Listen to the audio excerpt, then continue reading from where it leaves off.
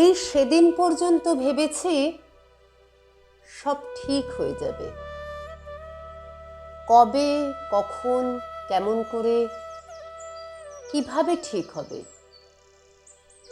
এবং সত্যি সত্যি কি ঠিক হবে, এবং ঠিক না হলেই বা কি হবে, সে বিষয়ে অবশ্য কোনো চিন্তা করিনি, কোনো ধারণাও ছিল না।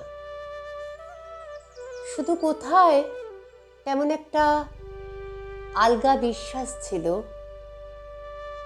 মনে মনে ধরে রেখেছিলাম একদিন সব ঠিক হয়ে যাবে। আমলকি গাছের ভেতর থেকে কোনো কোনো রাতে যেরকম ঝিরিঝিরি বাতাস ও বাতাসের শব্দ আসে,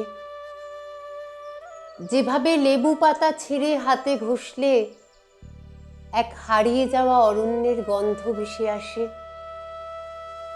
যেভাবে ঘুলঘুলির এলোমেলো বাসায় ডিমের ভেতর থেকে বেরিয়ে এসে চড়ুইয়ের ছানারা তাদের মাকে চি চি করে ডাকে, যেভাবে ভুল ঠিকানার চিঠিও একদিন কোথাও না কোথাও কারো না কারো কাছে পৌঁছে যায়, যেভাবে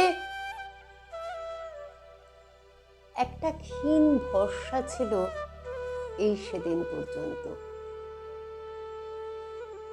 যেভাবে এইসব ঘটে, এইসব ঘটে যায়, সেইভাবেই একদিন সব ঠিকঠাক হবে।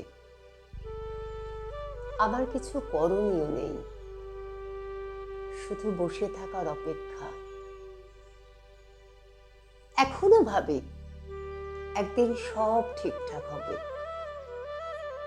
আর এও ভাবি কি ঠিকঠাক হবে, ঠিকঠাক না হলেই বা কি হবে।